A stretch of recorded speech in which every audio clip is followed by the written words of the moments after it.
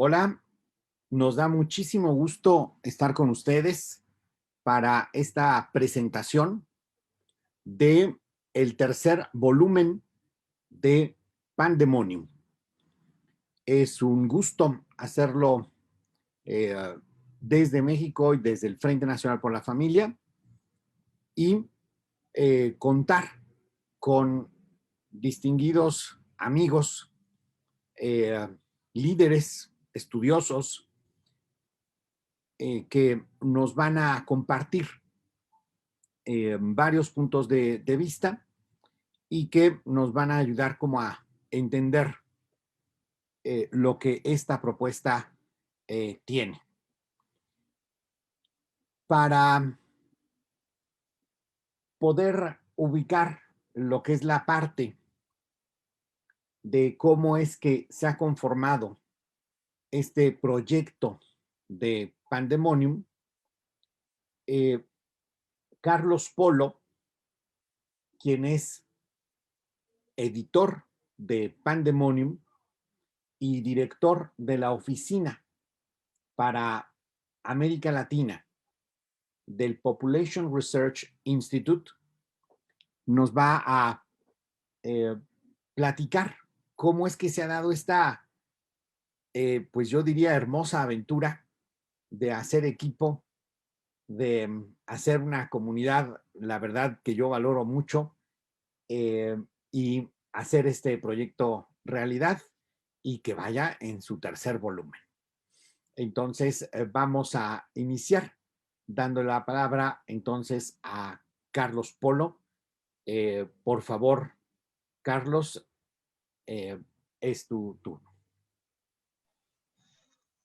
Buenas noches, queridos amigos de México. Buenas noches, querido Rodrigo Iván, Miklos. Es un gusto estar de nuevo en la familia Pandemonium. Más que amigos, ahora somos una familia. Creo que esta aventura nos ha hermanado. Mira, cuando en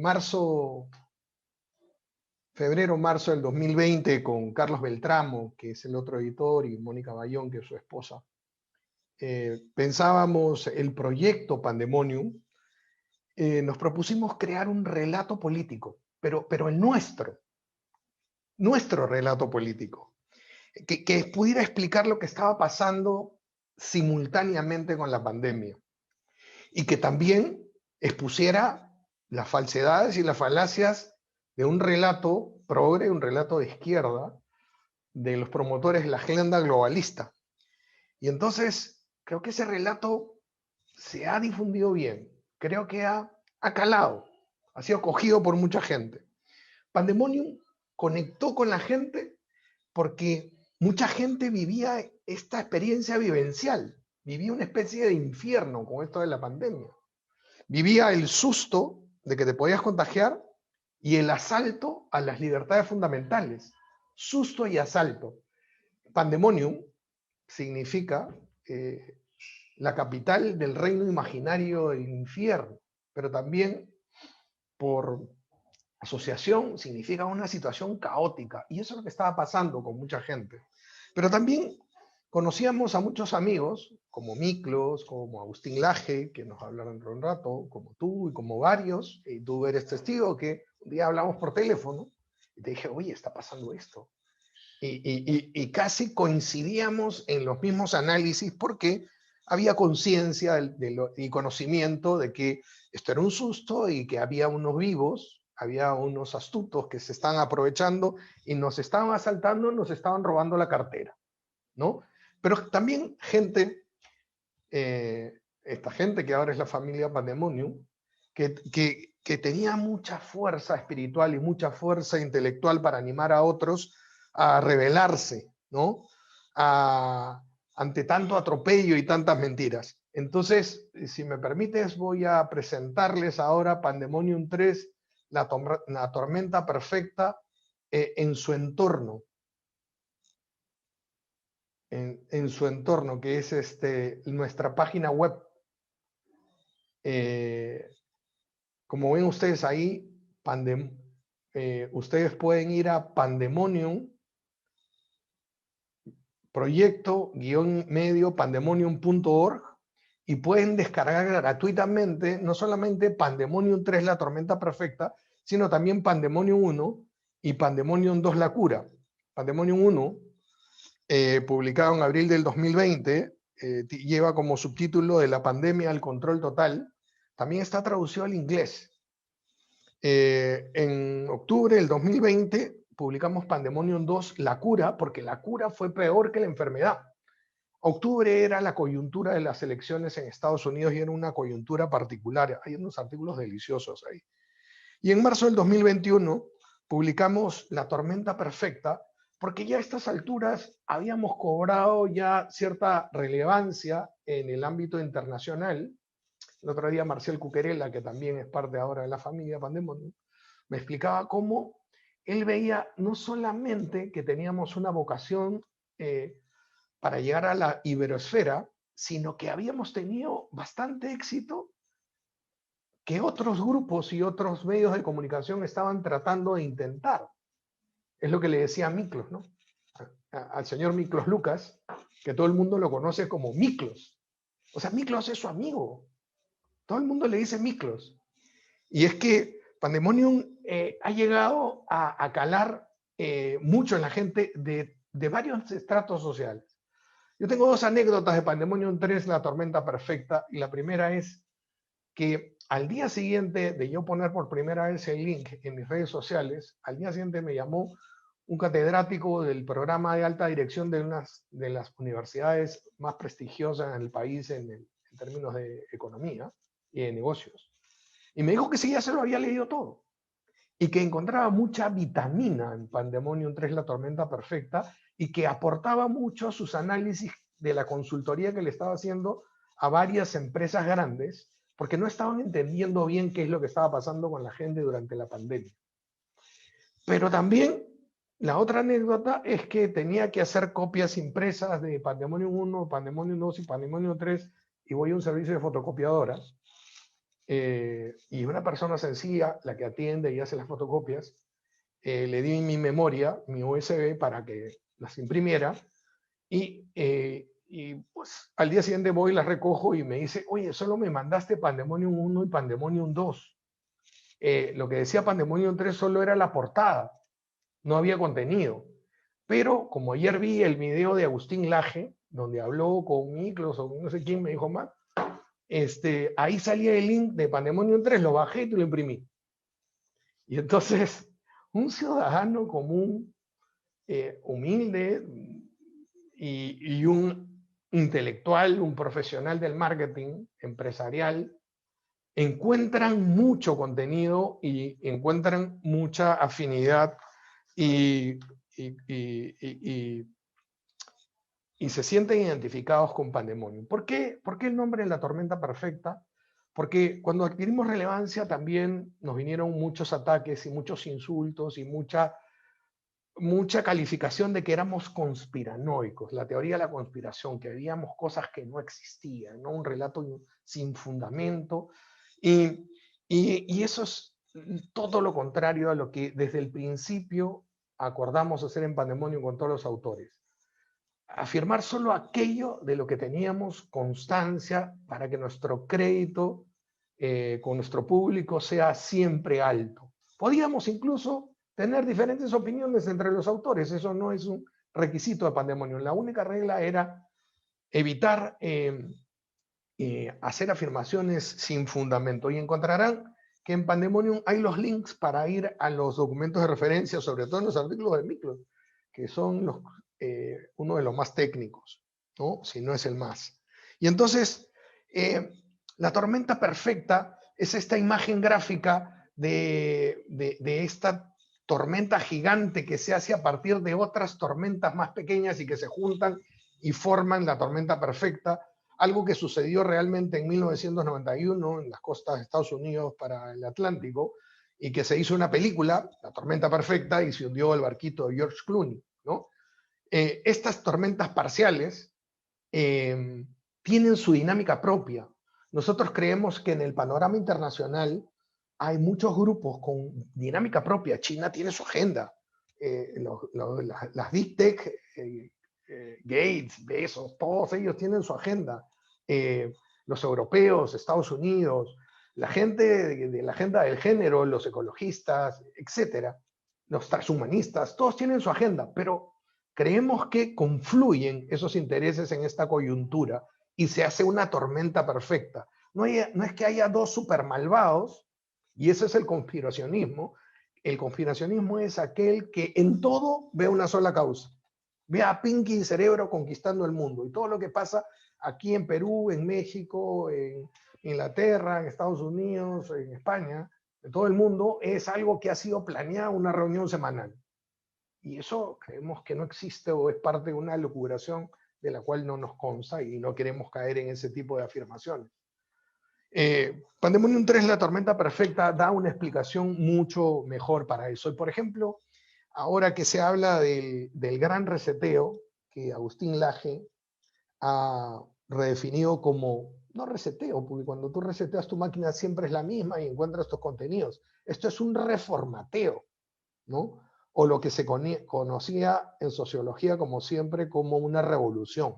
Es hacer tabla rasa, es borrar todo lo anterior y construirlos desde cero nuevamente. Entonces, nos quieren borrar la memoria y nos quieren llenar la cabeza y el alma y el corazón con la agenda globalista del género, del transhumanismo, de la ecología radical, del cambio climático y cuanto hay y van a encontrar con detalle en Pandemonium. Nosotros, frente al gran reseteo, queremos convocar a los rebeldes, queremos convocar a los irreformateables, que son los que nos están escuchando ahora, ¿no? Y creo que Pandemonium 3 en ese intento lo está logrando, lo está logrando. Gracias a los excelentes autores, ahora más que amigos, miembros de esta gran familia Pandemonium, gracias a todos los que nos escuchan, gracias a todos los que nos leen, nos acogen y nos difunden. Ya llevamos más de 500.000 de descargas solamente en los 2 primeros Pandemonium y siguen aumentando en el tercero, en lo que podemos contar. Porque una vez descargado en PDF, un amigo se lo pasa a otro y a otro y a otro y eso ya no se puede contar. Y gracias también, lo estamos logrando, a los adversarios, porque cuando nos insultan, nos mueven las redes. Y gracias a la censura, porque la censura todavía nos hace un favor mayor. No hay nada más atractivo ni nada más delicioso que lo prohibido. Así que mientras más nos censuren, más publicidad nos hacen, más hambre le dan a la gente de leerlos y nos ponen un sello de calidad, una especie de ISO. Porque si nos critican es porque les duele. Y si nos critican y si nos atacan es porque Pandemonium va por un buen camino.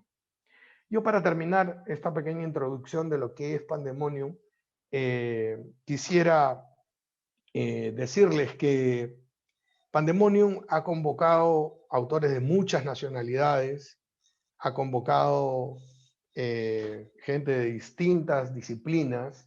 No hemos querido ni siquiera renunciar a aquellos que tocan el tema de la perspectiva religiosa. Van a ver a Miguel Brugarolas en Pandemonium 3, que sale en su fotito con su clériman vestido de sacerdote, en un artículo que se titula ¿Dónde están los intelectuales católicos?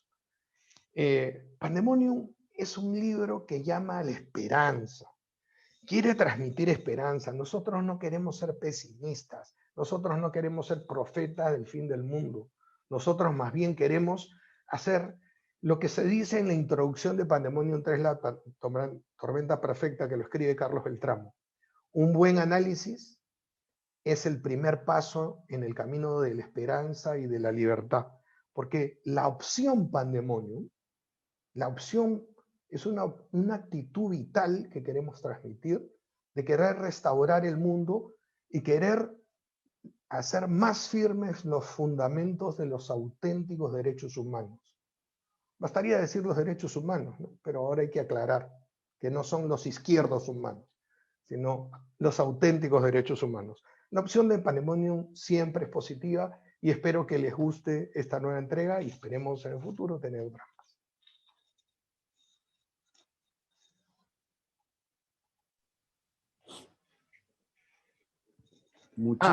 En la página web hay varios de los videos que son las videoconferencias, de los comentarios que que Miklos, Agustín, Marcial Cuquerela, Javier Villamor, tú, Rodrigo Van, esta videoconferencia se van a incluir en la página web que acá les voy a recordar, proyecto-medio-pandemonium.org, donde pueden descargar gratuitamente las ediciones de Pandemonium.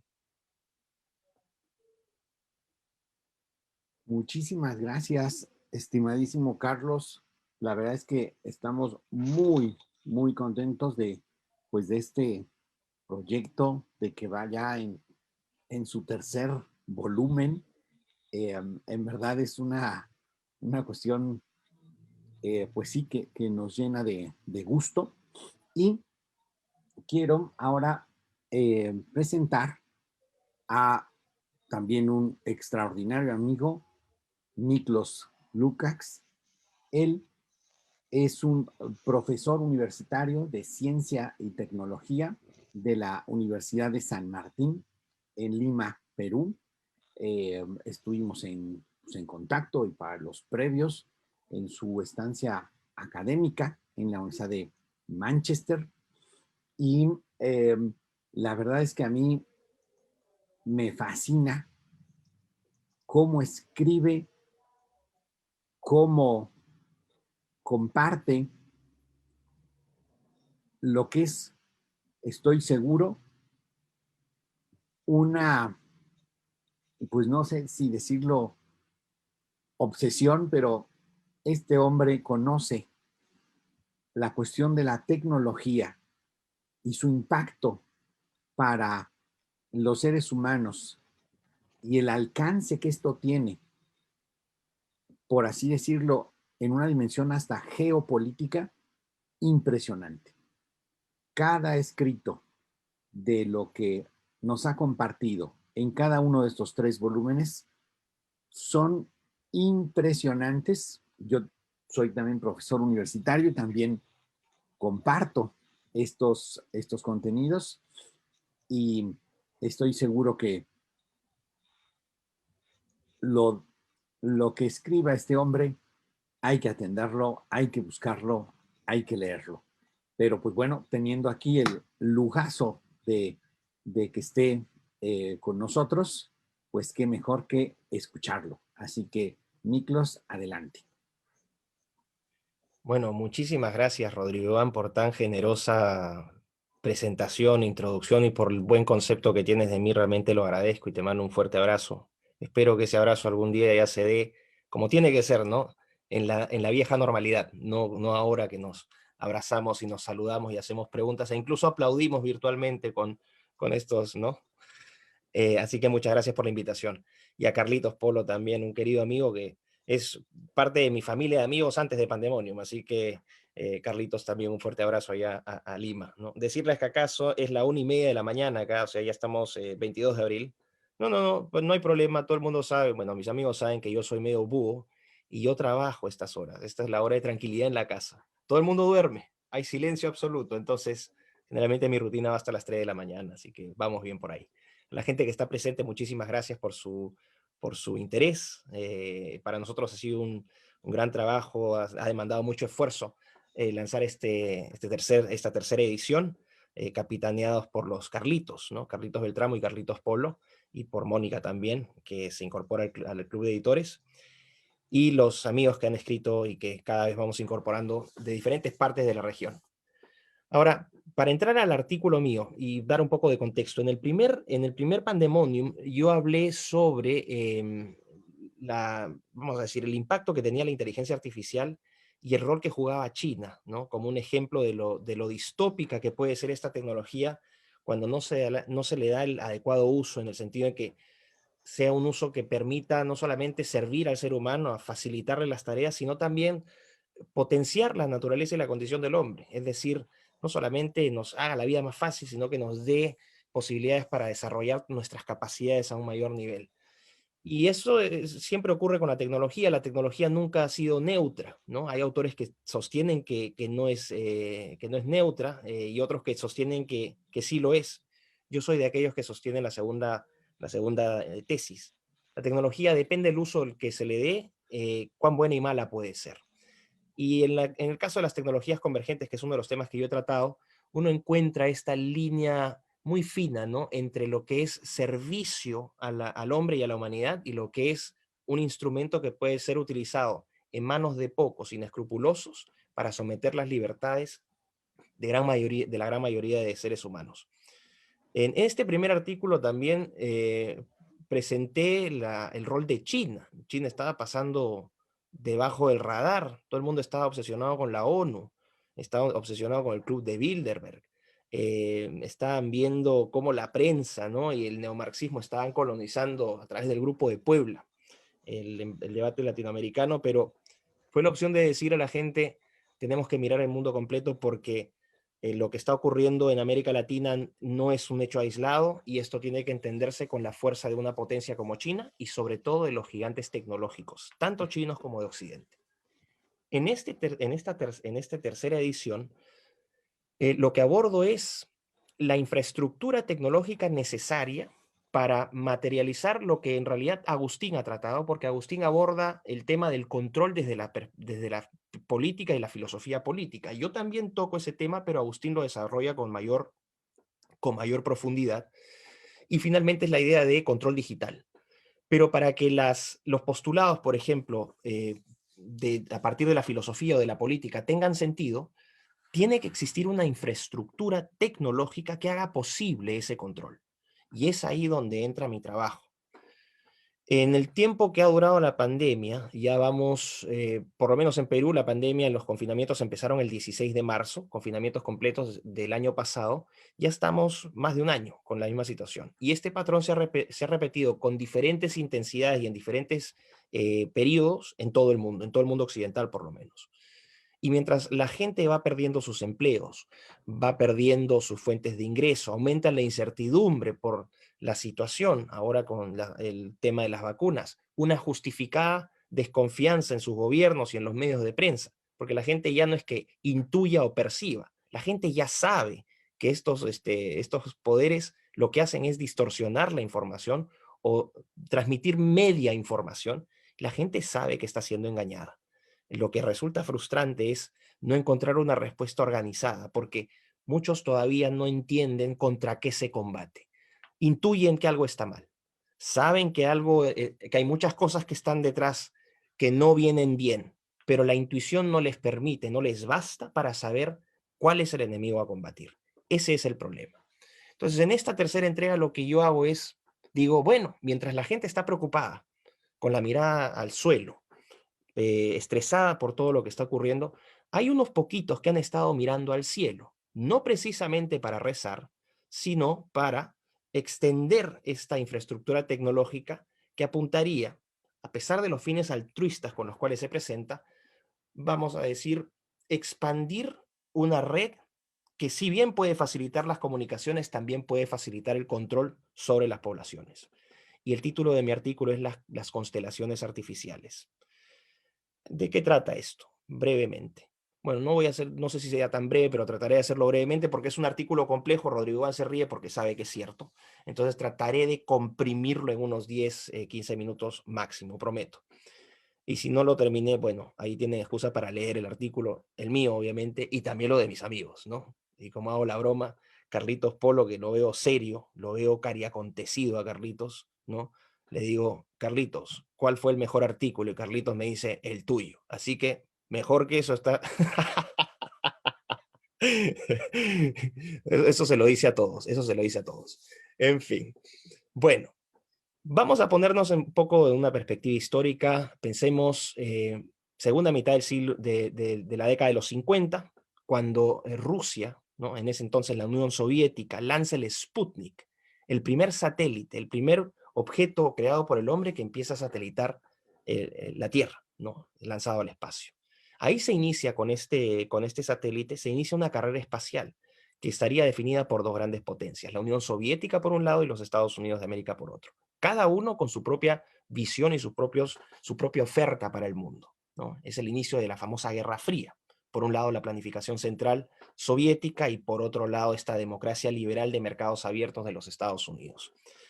Esta Guerra Fría en realidad también se intensifica por una carrera espacial muy fuerte. Aquí lo que quiero dejar en claro nuevamente es, No se pueden entender procesos de cambio político y económico si es que no se incorpora la variable tecnológica en el análisis. Quien hoy analice política sin entender las tecnologías que existen, de lo que son capaces de hacer, qué es lo que se está haciendo con ellas, no está capacitado para hablar sobre geopolítica internacional. Punto cerrado. Punto cerrado. Podrán hablar de la historia de las relaciones internacionales, podrán hablar de teorías constructivistas, realistas, pero para entender lo que vivimos hoy y lo que se viene más adelante, esa variable tecnológica tiene que estar incorporada. Bueno, se produce entonces una carrera espacial, surgen nombres como Laika, la perrita Laika. Les recomiendo que escuchen una linda canción del grupo español Mecano, que le dedica a Laika, que es una canción realmente muy, muy emotiva, muy bonita. Estamos hablando de Gagarin, de Armstrong, de John Glenn, Sputnik, estamos hablando de Apolo, ¿no? Los Soyuz. Eran nombres que se vuelven parte del imaginario popular y que creo que esta carrera espacial alcanza su punto más alto en 1969, cuando el hombre aluniza por primera vez, y viene esta frase tan célebre de Armstrong, ¿no? Un pequeño paso para el hombre, un gran salto para la humanidad. Hoy lo que estamos viendo, después de ese periodo, hubo una retracción. La Unión Soviética colapsa, ¿no? A inicios de los 90, se abre el mundo, Europa Oriental vuelve a la esfera de las democracias a la estadounidense, Francis Fukuyama habla del fin de la historia, estamos en un periodo donde existía un gran optimismo, un gran tecno-optimismo. Esto es muy importante. Ahora, ¿qué ha sucedido? China no había estado presente en la ecuación porque estas eran las dos grandes potencias, pero China en el aspecto espacial, en el aspecto de la tecnología espacial, empieza a tomar preponderancia a inicios de este milenio. Ojo, el programa espacial chino ya había sido creado en la década de los 50, o sea, es un programa espacial de larga data, pero no habían tenido grandes éxitos. No es sino hasta el año 2003 cuando lanzan un pequeño objeto tripulado, el Shenzhou 5, que permite a los chinos por primera vez poner a un taikonauta, porque ojo, astronauta en Estados Unidos, cosmonauta en la Unión Soviética o en Rusia, taikonauta en China, los taikonautas. Entonces ponen al primer taikonauta en órbita. Y después, el año pasado, la sonda Tianwen, que llega a Marte, o que está camino a Marte. Entonces, el progreso chino no solamente ha sido económico, el progreso chino ha estado también muy fuertemente impulsado por la tecnología. Y lo que ocurría entonces es que mientras teníamos entonces este pequeño contexto que les doy, ocurre el tema de la pandemia, todo el mundo preocupado, y había grupos de personas y gobiernos que estaban mirando al cielo. ¿Qué es lo que está pasando? En resumen, se están lanzando al espacio constelaciones de satélites. No estoy hablando de 1, 2, 3. Estoy hablando de números que al final de la década se estima serán 100.000 satélites en órbita terrestre baja, es decir, entre 180 y 2.000 kilómetros de altura, 100.000 objetos, 100.000 satélites circulando el planeta. ¿Para qué? Para darnos internet de alta conectividad. Todo el mundo va a decir, pero bueno, qué maravilloso. Finalmente voy a poder jugar Metal Gear con 120 cuadros por segundo y no voy a tener este lag y las imágenes no van a estar pixeleadas. Entonces uno puede decir, sí, tienes toda la razón, vas a poder jugar tu videojuego con absoluta, puedes comprarte tu pantalla 8K y no vas a tener ningún tipo de pixeleado ni nada, vas a ser feliz. Pero eso viene a un costo. Y eso es lo que yo explico en este artículo. Hay varios actores en esta nueva carrera espacial, pero hay un primer gran cambio. Ya no son los Estados-nación, antes eran la Unión Soviética y los Estados Unidos, sino que ahora son, reforzando la hipótesis que había planteado en Pandemonium 1, en el artículo de la moral de los algoritmos, gigantes corporativos privados. Ya no es Estados Unidos, la Unión Soviética, ahora es principalmente SpaceX, que es una empresa fundada por Elon Musk, un multibillonario estadounidense, Blue Origin, que es fundada por Jeff Bezos, de Amazon, ¿no? Ojo, este año Jeff Bezos renuncia a Amazon. ¿Para qué? Para dedicarse a sus pasiones. Principalmente ha renunciado a Amazon para dedicarse al proyecto Blue Origin y a su agenda medioambiental, que es el Bezos Earth Fund. Pero el punto es que quiere meterse en la carrera espacial. Entonces tenemos a Blue Origin de Bezos, SpaceX de Elon Musk, y hay otras dos empresas son más o menos una docena, pero estas 4 son las más importantes. OneWeb, que es una alianza entre el grupo Bharti de la India, de Sunil Bharti Mittal, que es un multimillonario indio, que en conjunto con el gobierno británico han invertido, ¿no?, en este proyecto que pretende lanzar también satélites al espacio para dar esta conectividad. Y finalmente Telesat, que es una empresa fabricante de satélites canadiense, que también está en el juego. Bueno, ¿qué es lo que ha sucedido? Estas empresas han pedido licencias a la Comisión Federal de Transporte de los Estados Unidos y también a la Unión Internacional de Telecomunicaciones de las Naciones Unidas, que curiosamente, porque todo es una coincidencia, está dirigida por un chino desde el 2014.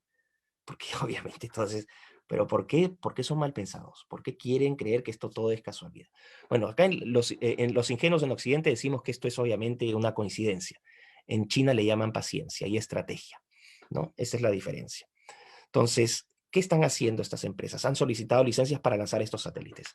Estos satélites en general, pueden leer el artículo para mayores aspectos técnicos, pero estas empresas lo que hacen es ofrecen estos satélites que permiten transmitir señal de alta velocidad de Internet, que llega a ser, vamos a decir, tiene un periodo de latencia, es decir, es más rápido, entre 5 y 10 veces más rápido que las redes 4G que tenemos actualmente. Sigue siendo una velocidad inferior a las redes 5G.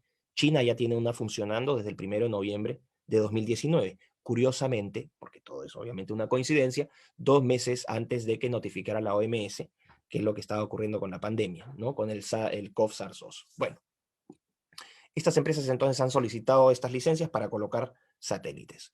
SpaceX, el proyecto se llama Starlink, o sea, link es como enlace a las estrellas, ¿no? Starlink. Esa se llama la constelación de SpaceX, de Elon Musk. Más o menos han pedido licencia para 42,000 satélites, de acá a finales de la década, ¿no?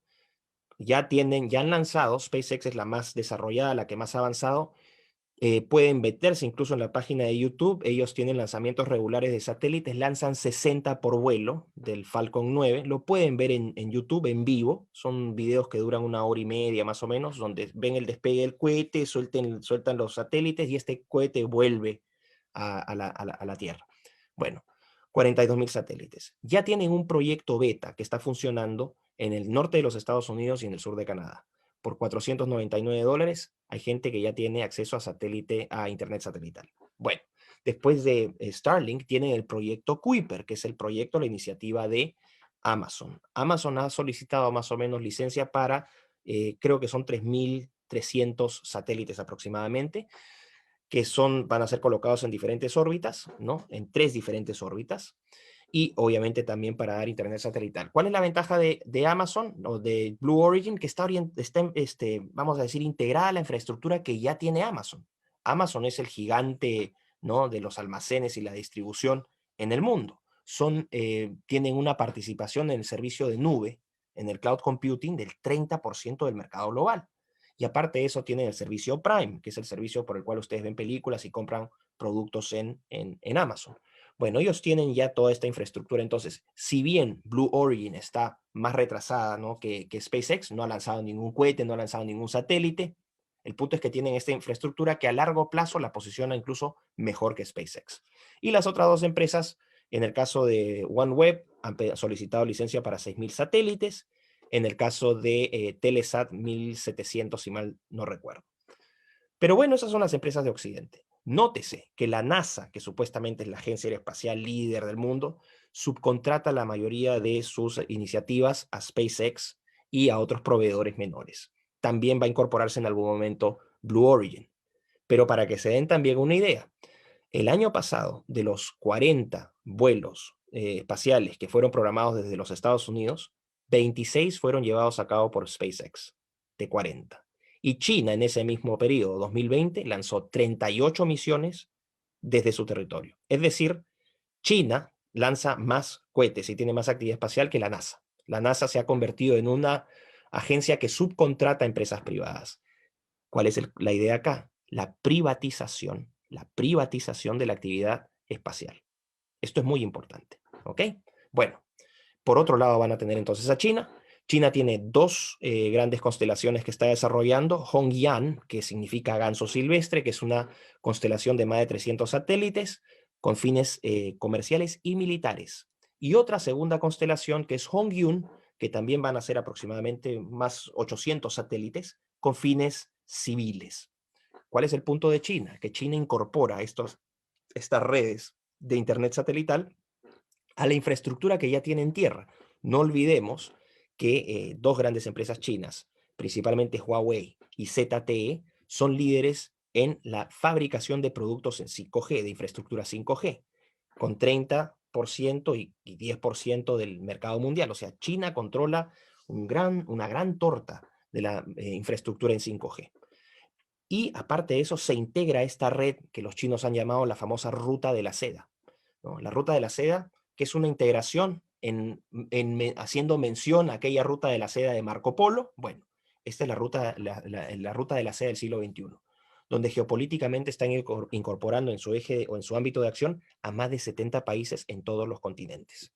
El punto es que estos países que entran bajo influencia china, bajo influencia de la infraestructura tecnológica china, pasan a ser de alguna manera rehenes de China, porque China va a controlar todos los flujos de información de estos países. Y esto tiene connotaciones muy importantes, por ejemplo, en el campo de la seguridad nacional, en el campo de la soberanía nacional, porque tienes un país que literalmente ve todo lo que haces, a través de sus empresas privadas y a través del gobierno. ¿Cuál es la situación de esto? Lo que quiero llegar acá, y con esto voy a terminar, porque el artículo realmente es bastante más complejo y me estoy obviando un montón de detalles, pero lo que quiero dejar acá en claro es lo siguiente. Pasamos de un mundo donde eran los estados-nación los que lideraban estas iniciativas, y estamos viendo cómo el poder, que era la hipótesis que había planteado en el primer Pandemonium, me dijeron de todo, gracias, el tiempo me probó que estaba correcto, lo que ha sucedido ahora es la privatización de la actividad espacial, la privatización de la infraestructura de telecomunicaciones. Piensen en lo siguiente, los grandes imperios, y con esto cierro, los grandes imperios de la historia surgieron y se perpetuaron porque controlaban poblaciones, recursos y las rutas de comercio. En el siglo XXI, el activo más importante es la data, la información, cómo se transmite, cómo se almacena, cómo se genera, cómo se distribuye esa data. ¿Y quiénes manejan la infraestructura de telecomunicaciones? ¿Quiénes manejan las rutas de comercio del siglo XXI?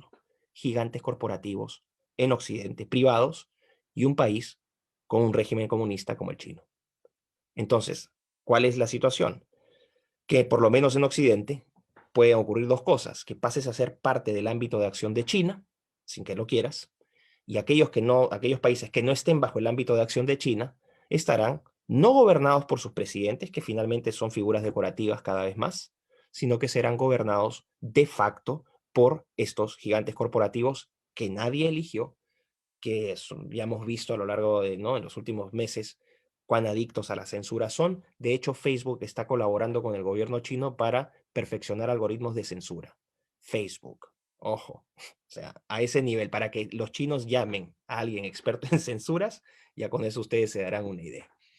Así que el argumento es ese, estamos extendiendo esta infraestructura de control, esta infraestructura de, claro, se vende la idea de que va a facilitar las comunicaciones, que va a tener acceso de todo el mundo al Internet, y eso puede ser cierto, pero ¿a cuál costo? A un costo que nosotros no solicitamos, que es el costo de nuestra privacidad en primer lugar, y con la pérdida de privacidad, el paso a la pérdida de libertad realmente es muy, muy cortito.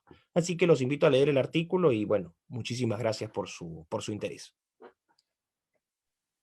Muchísimas gracias, estimado Miklos. Voy a permitirme comentar y después daremos el espacio para el mensaje de Agustín Laje. Terminando ya lo de Agustín, si hubiese alguna pregunta, pues lo retomamos y después de esto hacemos como un comentario de cierre. Entonces, le voy pidiendo a Eric que si va preparando la cuestión de Agustín mientras doy la parte mía. Me parece que es muy adecuado el intervenir después de Miklos, porque precisamente lo que él da cabal explicación es de un hecho inédito.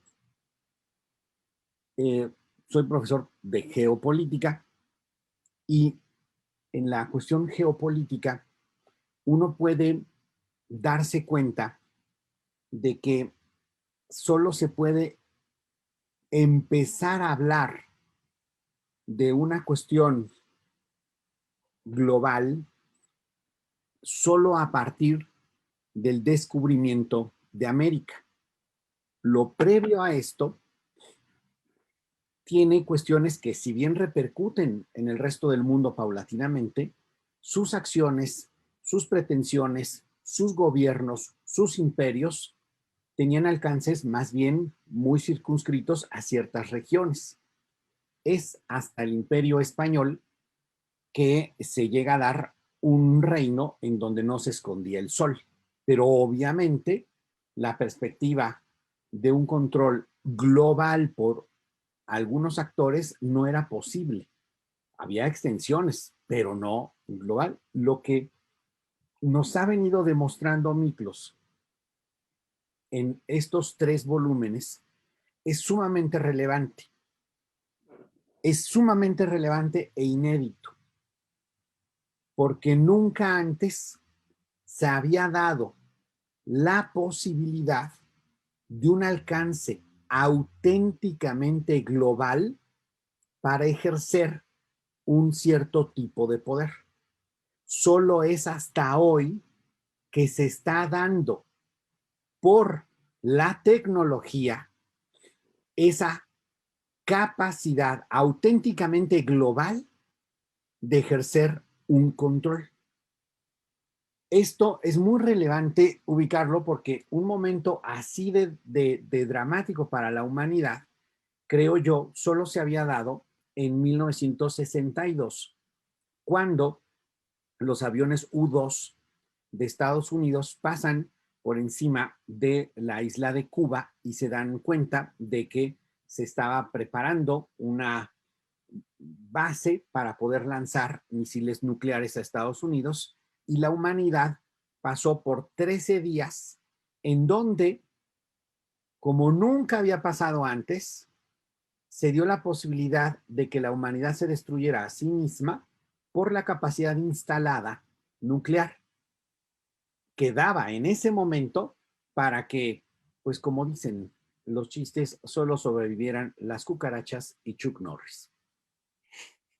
Esto es muy relevante decirlo porque, bueno, así como se dio ese momento absolutamente inédito para la humanidad previamente, por más fuerte que hubieran estado los trancazos en la guerra de las Termópilas, pues no había este alcance.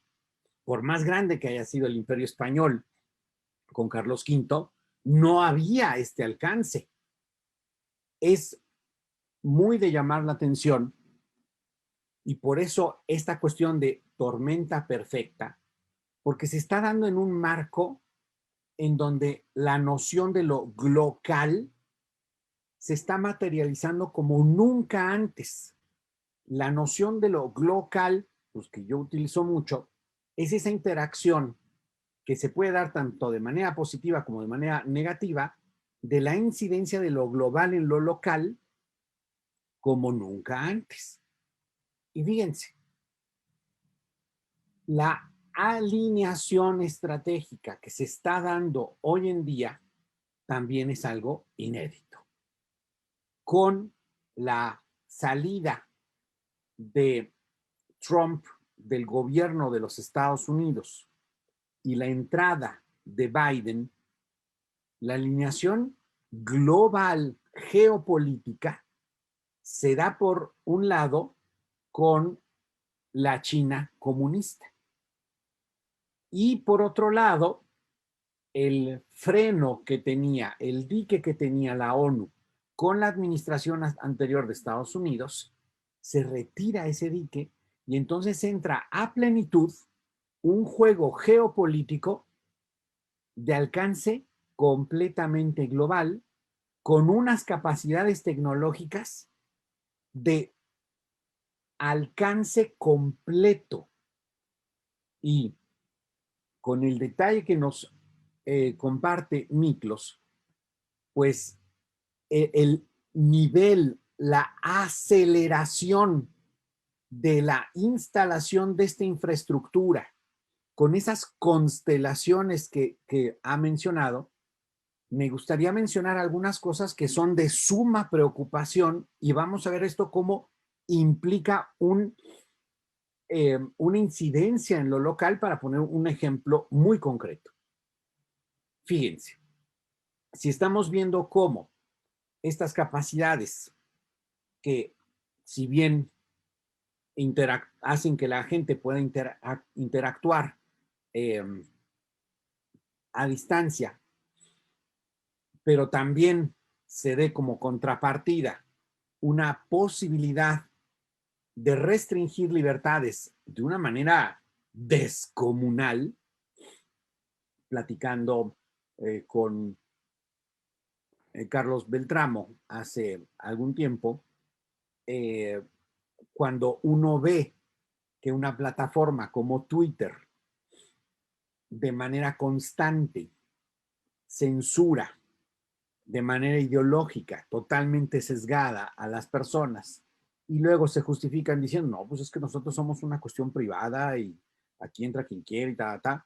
Pues sí, pero eso es tan justificante como decir, bueno, hay una carretera, ¿no?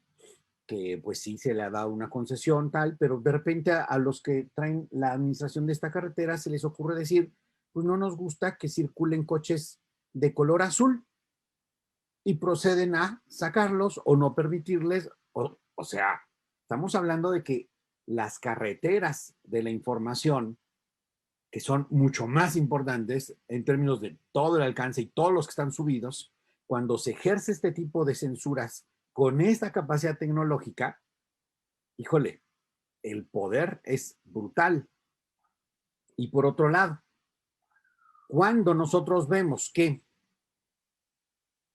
Naciones Unidas, como dirían los gringos, as we speak, está llevando en estos momentos un levantado de un cuestionario global con cada uno de los países miembros de la ONU para levantar con nombre y apellido las personas y los grupos que cuestionen la ideología de la confusión de género y llamado de manera, pues, digamos, en esta lógica de la inflación de derechos, los nuevos derechos sexuales y reproductivos. Cuando levantas una lista negra global con estos ejemplos de censura que hemos visto, de que si son capaces de censurarle su cuenta al presidente del país más poderoso, obvio, ¿qué es lo que uno puede esperar para todos los demás? Que se levante una lista negra global en contra de lo que es esta imposición tan ruda, tan absurda, es de llamar la atención.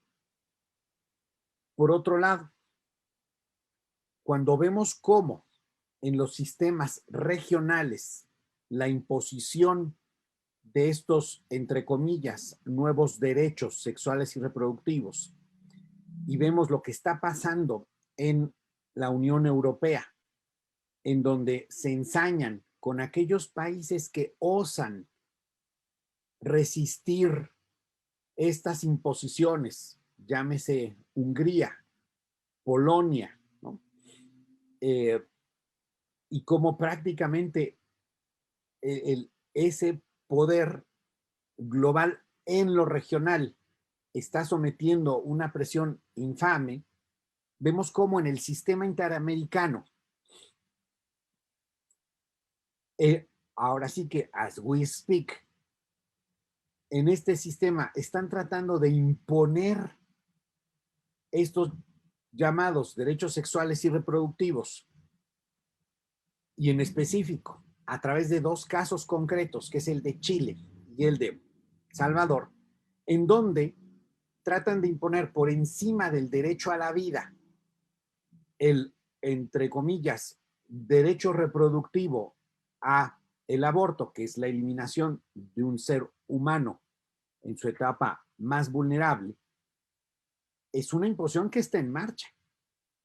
Es decir, lo que podemos esperar en los días o tal vez meses siguientes es que impongan por encima del derecho fundamental a la vida lo que llaman este derecho reproductivo.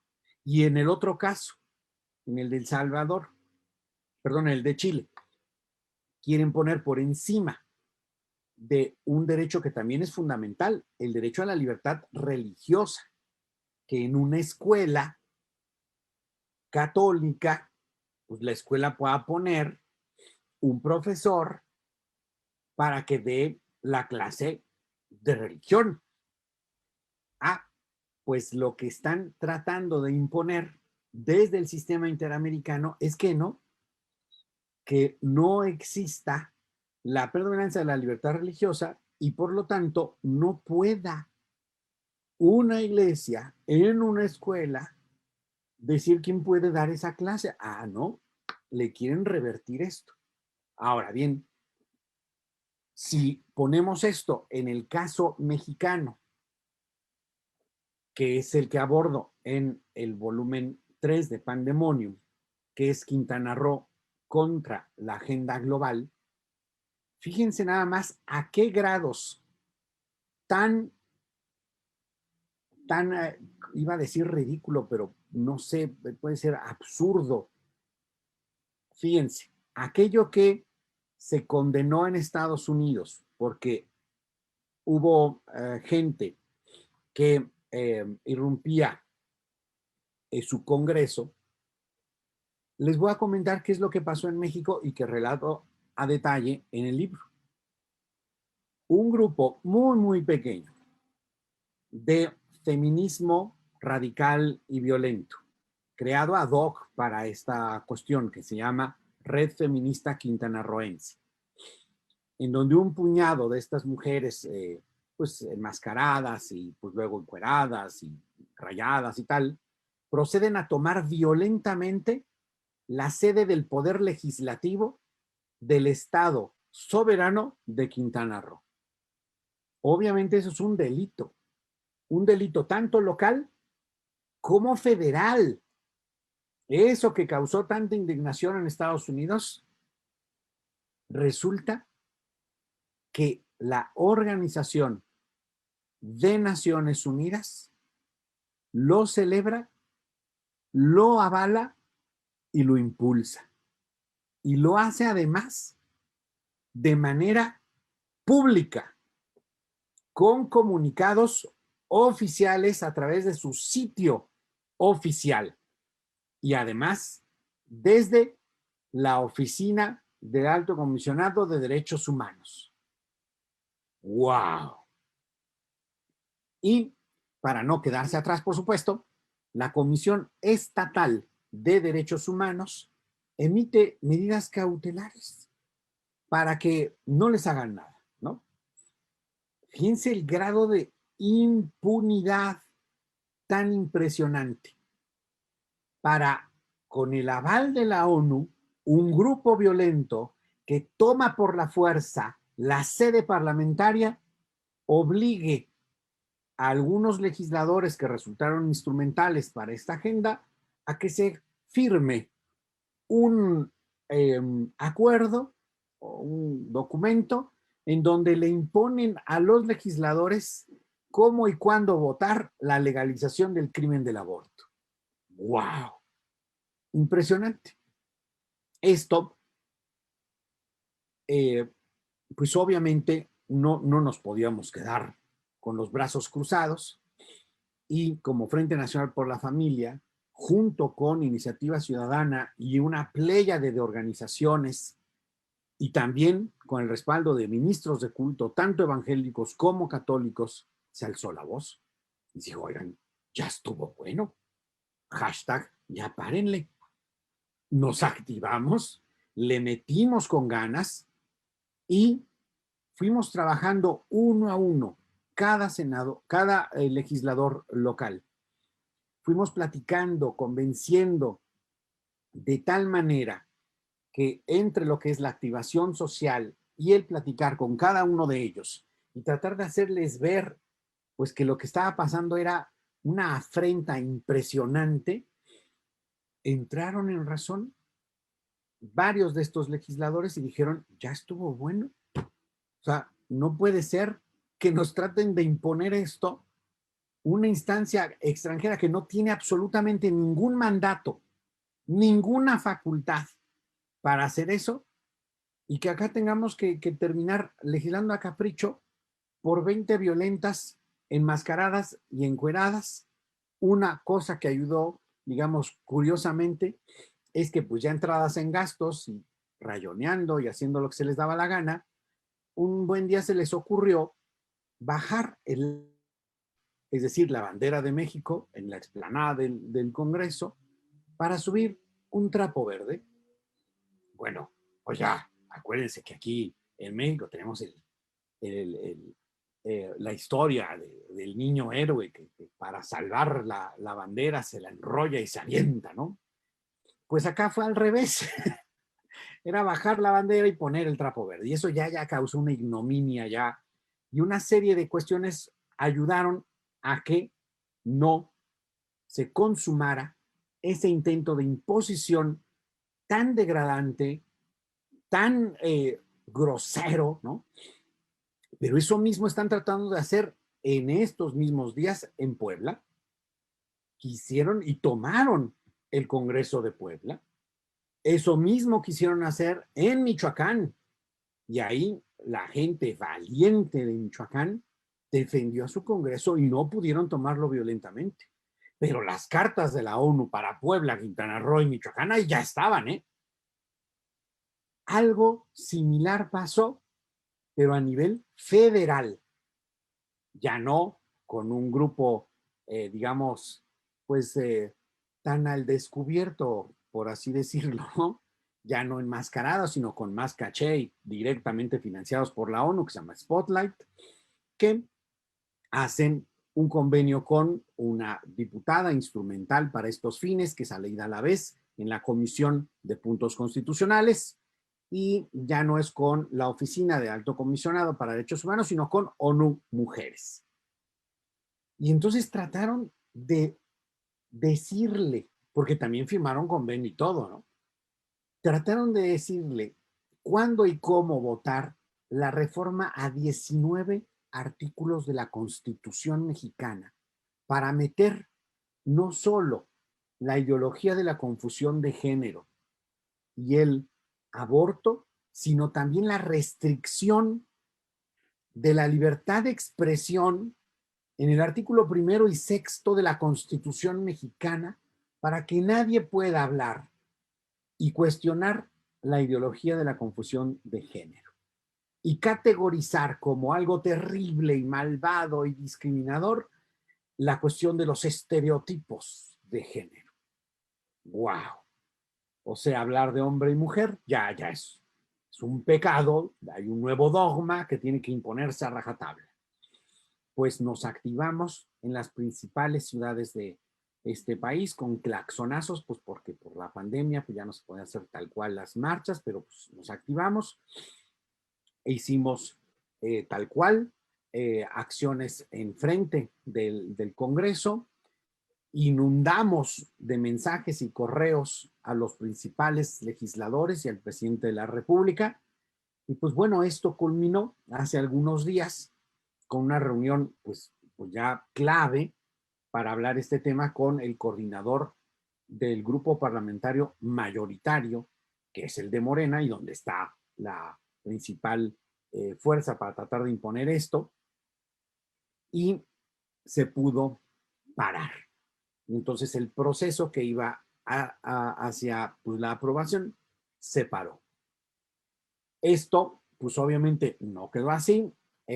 Hay actualmente una rebelión en la granja morenista y hay un par de legisladoras que están pues jugándole la contra a ese coordinador y al presidente, que también se pronunció para que ya le pararan, pues porque pues estamos en campañas electorales y un presidente pues no quiere que le afecte esto electoralmente. Así que lo dijo expresamente en una mañanera, pero no le aunque estas legisladoras se lanzaron a tratar de meter un dictamen de aborto por otro lado, y está convocadas las Comisiones Unidas de Igualdad y de Salud para discutirse mañana, jueves. Nosotros le estamos pidiendo a los legisladores miembros de esas comisiones que no se hagan cómplices del crimen del aborto, que no asistan, y lo que estamos recibiendo por parte de los coordinadores parlamentarios de la Cámara de Diputados, pues es que no están de acuerdo con que eso se vote en el Pleno y por lo tanto pararlo en dado caso de que avanzase mañana y pararlo y que no llegue a Pleno. Pero es importante decir que de amigos en Europa le buscaron bien las cuestiones de cómo se estaban moviendo ciertos recursos y nos informaron de que atrás de esta intentona de imponerle a la Constitución mexicana y a todos los mexicanos esta confusión de género, este aborto, esta restricción de libertades, atrás estaban 7.5 millones de dólares en recursos para grupos atrás de esta intentona. Fíjense nada más, 7.5 millones que serían pues provenientes de Naciones Unidas. Fíjense qué barato le iba a salir a Naciones Unidas la libertad, las familias y la vida de los mexicanos y la soberanía. 7.5 millones de dólares. Es impresionante. Pero la lección es que estamos resistiendo y se logró resistir esto hasta el momento, claro, porque esto literalmente mañana sigue. Y el sábado tenemos convocada una marcha de Pasos por la Vida, a la cual invitamos a todos los que quieran sumarse, porque es una marcha mixta, hay una parte presencial en la Ciudad de México y todo lo demás es virtual, entonces les pedimos que se unan y les vamos a poner también el link aquí en el chat para que también puedan unirse, porque hay que resistir esto. Así se vea de grande y de imponente, pues no le aunque. Hay que dar la batalla por la vida, la familia y las libertades fundamentales. Y pues muchísimas gracias. Ahora le vamos a pedir a Eric si nos puede compartir con Agustín. Venga.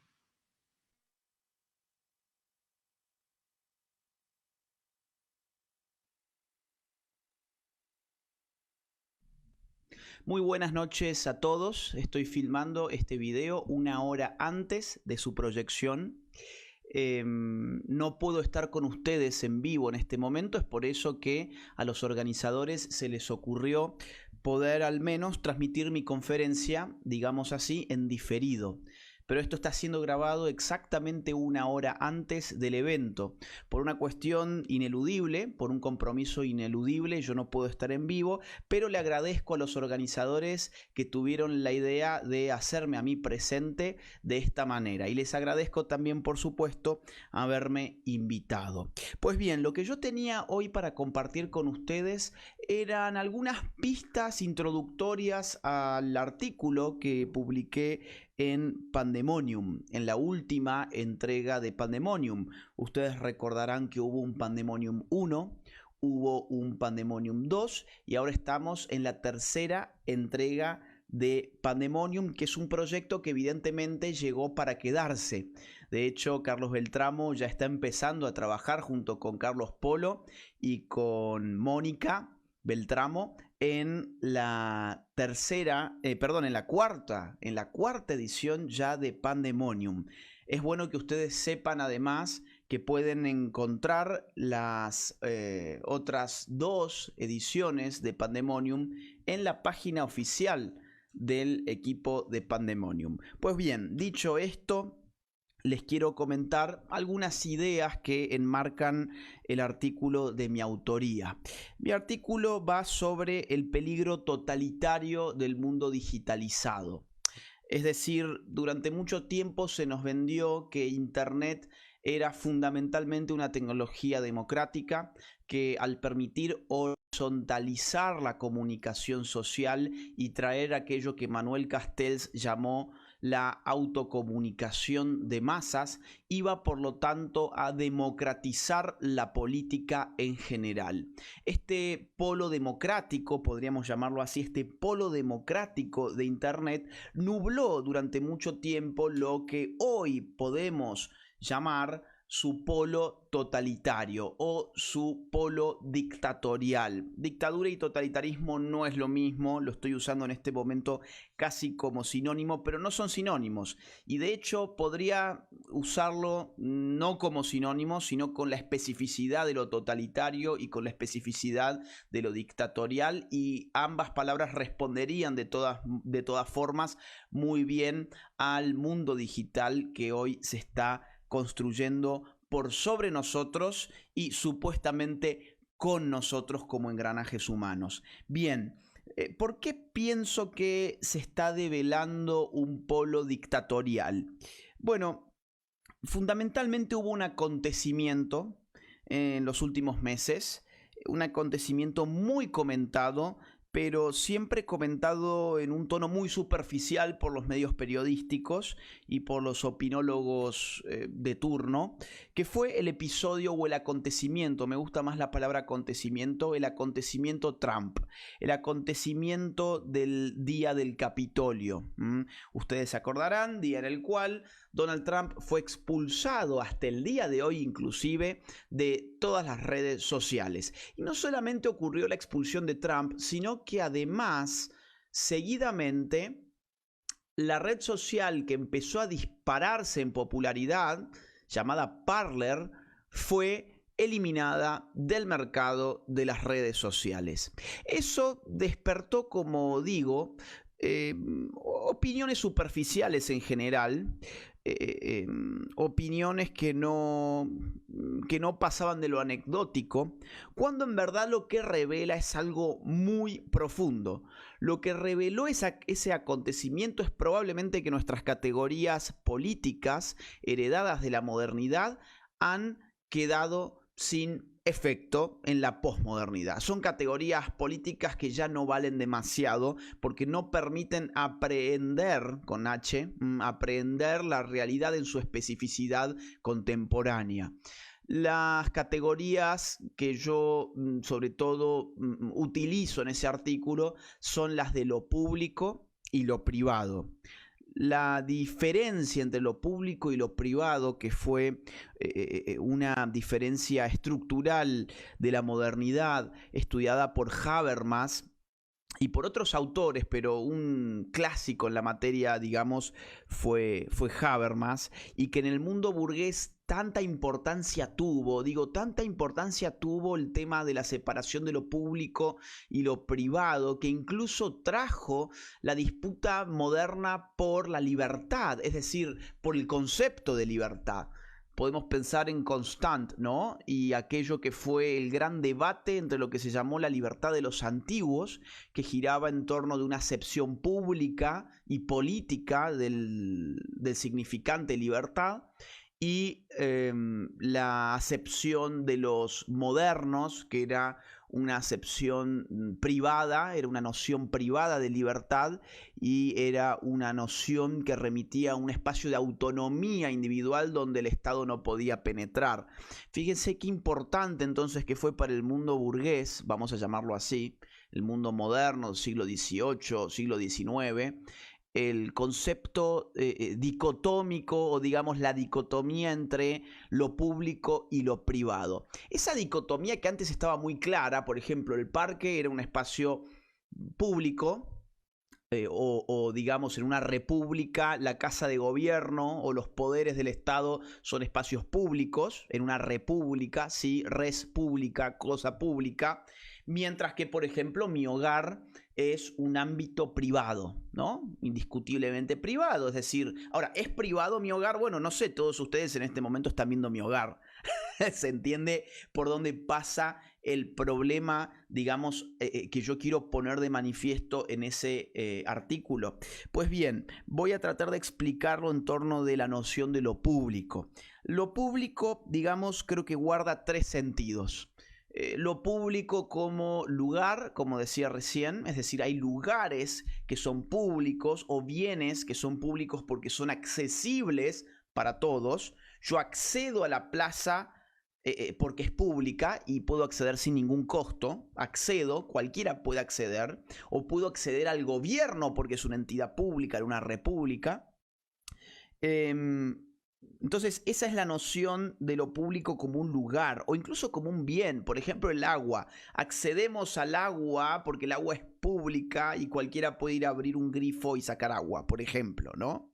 Entonces, los bienes a veces también se habla de bienes públicos. Hay una segunda noción de lo público que es lo público como tema. Hay temas que son públicos y hay temas que son propios de la privacidad o la intimidad de la persona. Por ejemplo, una guerra, una crisis económica, una política, por ejemplo, un descubrimiento científico. Bueno, son temas públicos. ¿Por qué? Porque interesan a la generalidad del público.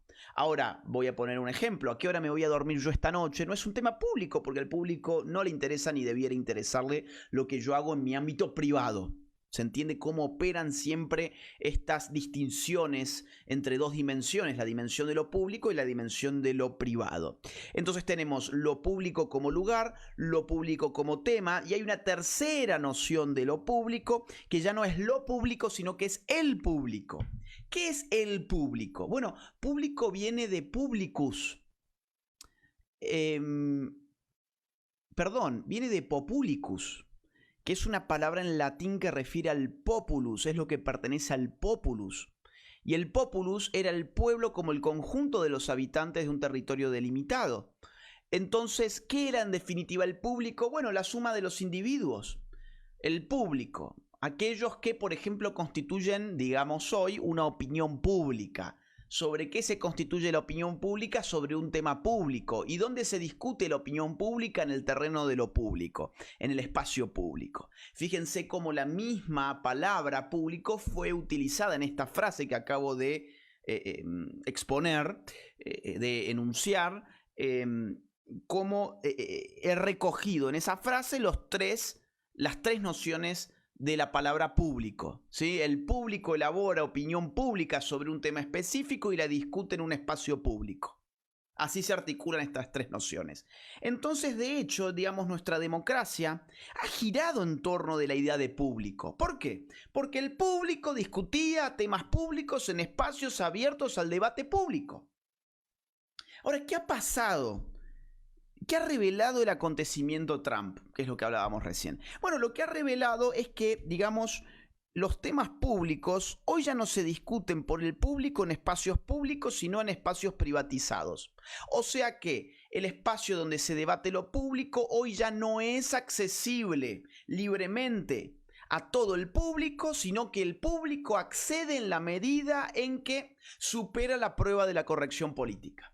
Si lo que el público tiene para opinar en ese espacio privatizado no satisface los criterios ideológicos hegemónicos del momento, pues entonces la barrera cae y no le permite el sistema el ingreso, o mejor dicho, lo expulsa, como ha sido el caso de Donald Trump. Esto trastoca entonces el sentido de lo democrático, esto modifica sustancialmente el régimen político que estamos viviendo hoy, porque el régimen político que estamos viviendo hoy no es, digamos, inteligible a partir de la noción de lo público y de lo privado. Todo se ha trastocado y eso es lo que yo quiero dar cuenta en ese artículo. O sea, por un lado, el movimiento que genera la privatización de lo público, del espacio público y de las opiniones públicas que ahora son propiedad de los dueños de las plataformas donde las opiniones públicas se vierten,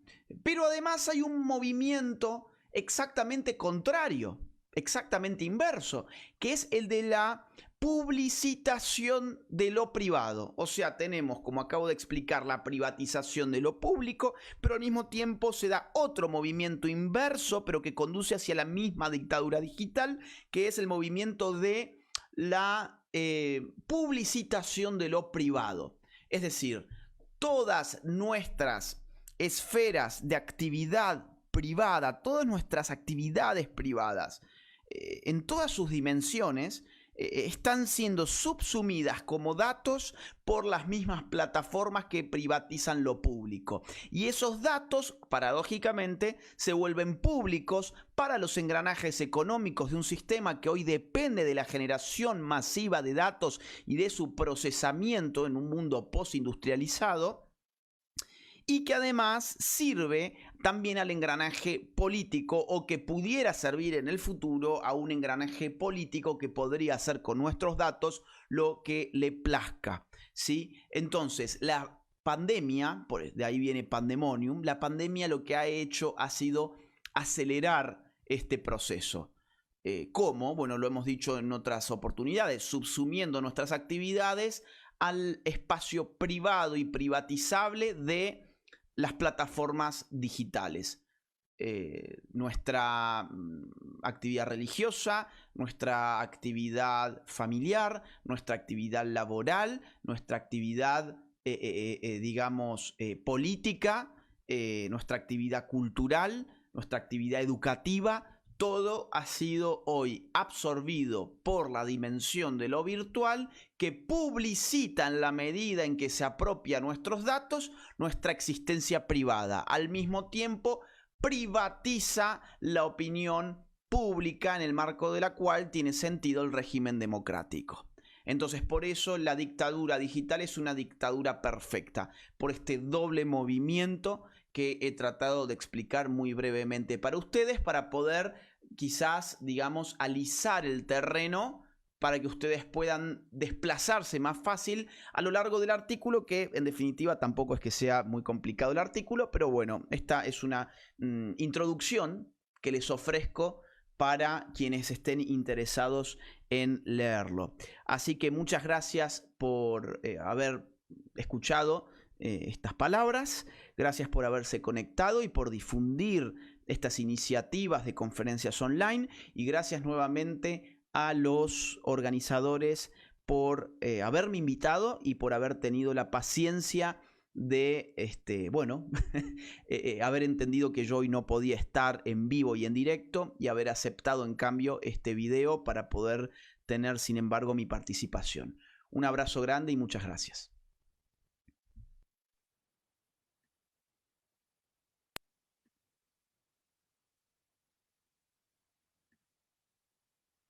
Muchísimas gracias, Agustín. ¿Y qué les parece, Carlos y Miklos? Nos han llegado algunas preguntas y algunos comentarios por Facebook y también por Zoom. Y yo creo que algunas, pues, es mejor que Miklos nos las comente.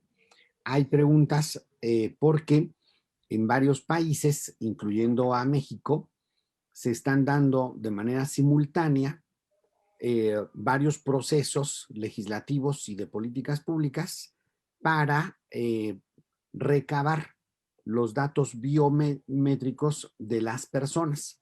En el caso de México, lo mencionan con respecto a lo de la creación de un padrón nacional de telefonía móvil.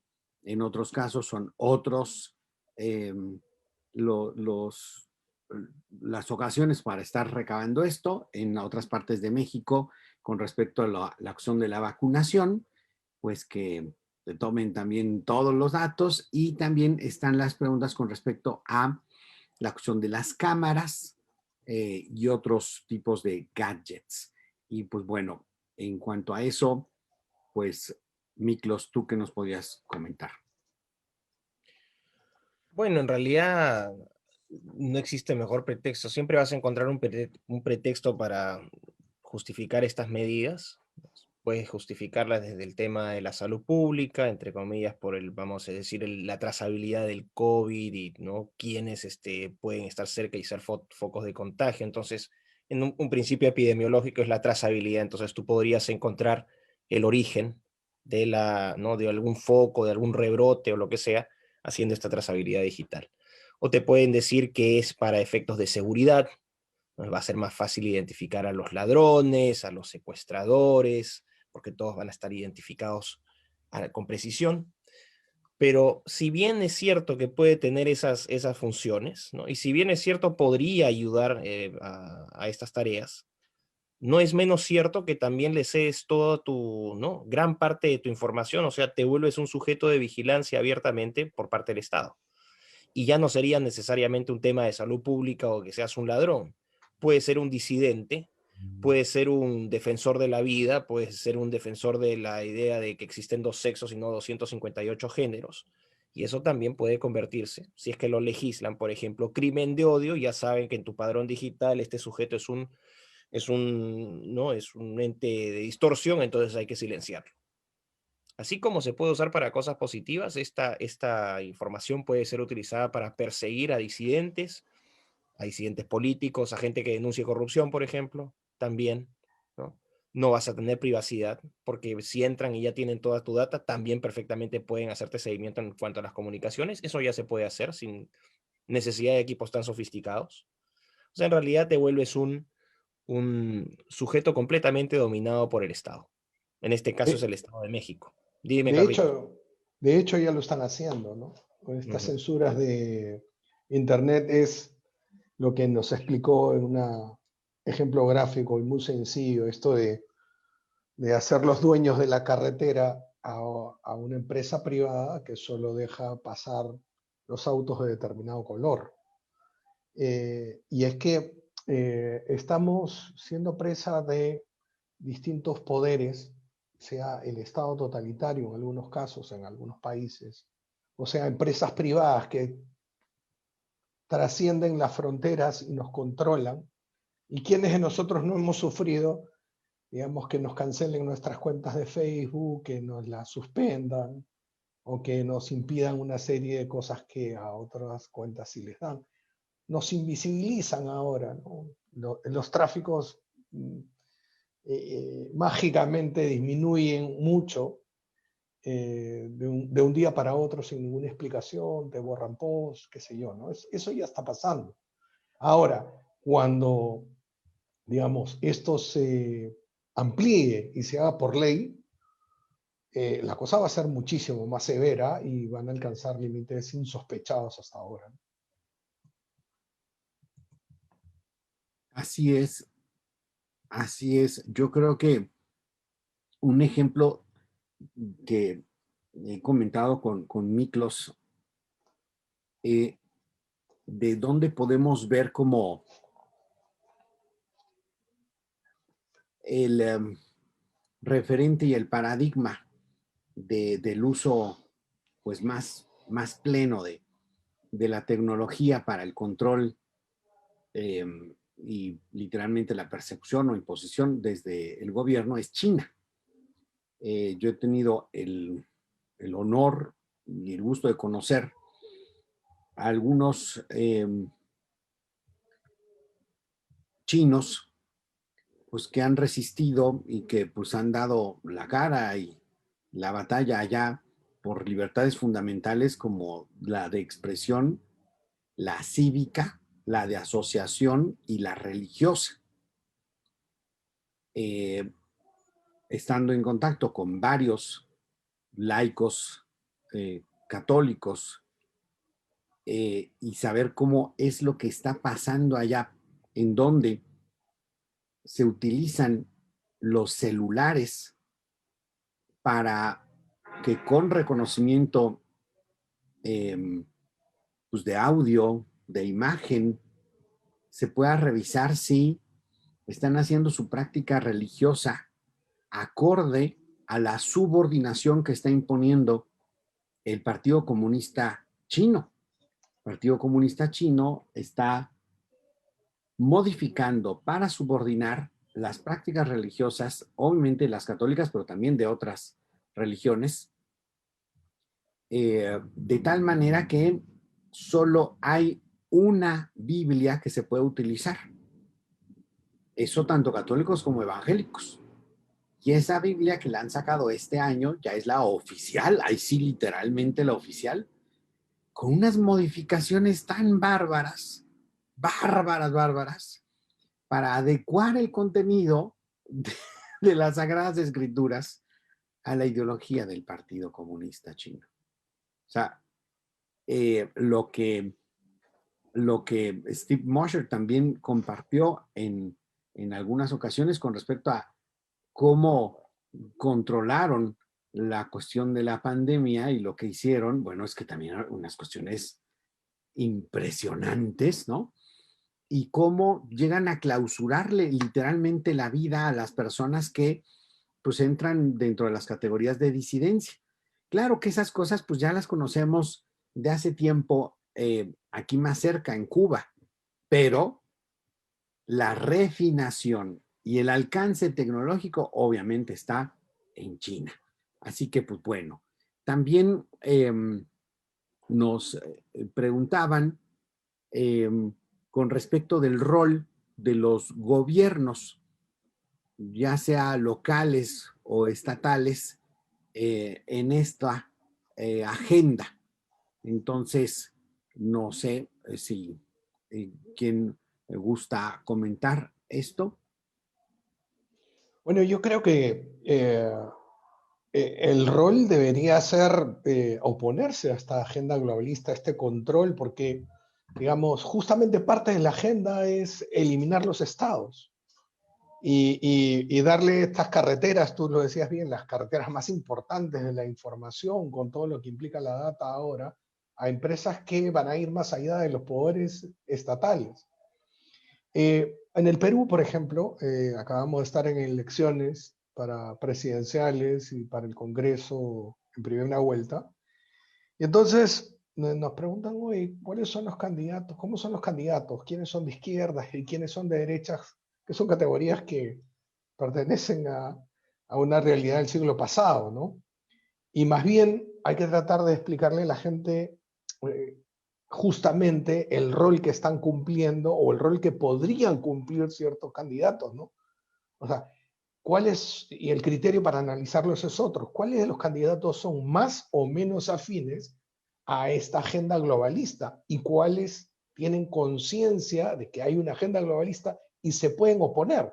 De hecho, había en las elecciones del Perú uno que era plenamente consciente de esto y que se notaba que iba a tener una actitud de resistencia a esta influencia de las transnacionales y revalorizar, digamos, la soberanía. Y es que estamos perdiendo la soberanía. Con tu ejemplo, el ejemplo que contaste de Quintana Roo, pues es un ejemplo al extremo de cosas que un poquito más acá, no tan extremosas, van pasando día a día en todos nuestros países. Y bueno, junto al rol del gobernante, yo pondría el rol de ciudadano, que es lo que hacemos con Pandemonium, es dirigirnos a los ciudadanos comunes, a, digamos, a plantear esta resistencia en los personal, en sus ámbitos de influencia, pero sobre todo y fundamentalmente cuando tienen la oportunidad de elegir autoridades que tengan este rasgo. Si hacemos todo esto es para que, digamos, juntar hacer una corriente de opinión, juntar cuotas de poder y Dios quiera tener autoridades, tener gobernantes que puedan hacerle frente a esta manipulación. También tú lo explicaste, ¿no? Local, tanto global como a nivel local, porque estos que son afines a la agenda globalista van a ser, digamos, los capataces de estos terratenientes para explotarnos de una mejor manera. Le pedimos a Miklos si puede darnos un mensaje de cierre, porque pues si ya son cerca de las 3 de la mañana por allá, así que por favor, si quieres darnos un mensaje de cierre. Bueno, Rodrigo, en primer lugar, gracias por la invitación, a la gente que ha participado, que siempre nos acompaña, siempre hay un grupo de seguidores fijos que nos siguen a todas partes, a ellos especialmente un fuerte abrazo, y a toda la gente nueva también que está conociendo un poco más sobre el trabajo de Pandemonium. Los invitamos a compartir el libro entre sus contactos, en las redes sociales, aquellos que han también impreso, ¿no? Hay varios que han impreso su libro y tienen los tres tomos ya ahí felices en sus bibliotecas personales. Nada, simplemente decirles también que mantengan este espíritu crítico, ¿no? No solamente hay que tener un espíritu crítico, hay que tener valentía también para sostener posiciones que pueden parecer impopulares, pero que están cargadas de verdad. Y creo que creo que es uno de los principios que nosotros hemos siempre defendido y promovido, que es la búsqueda de la verdad. Uno puede equivocarse, pero el sentido está ahí. El propósito es buscar siempre la verdad. Y creo que esa debe ser nuestra bandera de lucha siempre, ¿no? Esa búsqueda honesta, responsable, con un afán de servicio, que es lo que finalmente queremos hacer, es informar a la gente para que esté mejor preparada y sepa tener un mayor sentido de lo que está pasando ahora y cómo interpretar lo que está pasando para poder actuar o para poder responder de mejor manera frente a cualquier acto que sea ya más, ¿no?, más agresivo a las libertades que nos tocan. Así que eso, nada más, un fuerte abrazo y muchísimas gracias por la invitación, Carlitos. Un abrazo, y al equipo técnico que ha estado Bueno, detrás también apoyándonos. Y a Agustín, ciertamente también, hasta Argentina. Pues yo quiero también agradecer a Miklos, a Carlos, a Agustín. Eh, lo que nos queda, pues sí, es luchar. Mencionábamos la cuestión de, en este mundo global, nos quiere imponer desde lo global a lo local una agenda, y nosotros pues tenemos que resistir y activarnos desde lo local para contravenir esa agenda que nos quieren meter desde lo global. Acuérdense, vale la pena luchar por la libertad, vale la pena luchar por la verdad de las cosas, que no nos la quieran manipular o presentar de otra manera. Nosotros vamos por la libertad, vamos por la verdad. La soberanía tiene un sentido, sí vale la pena ser auténticamente soberanos en la libertad y en la verdad por el bien de nuestra gente. Así que, pues, un abrazo muy fuerte a Miklos, a Carlos, a Agustín. Un abrazo muy fuerte a todos los que han estado acompañándonos en las redes sociales.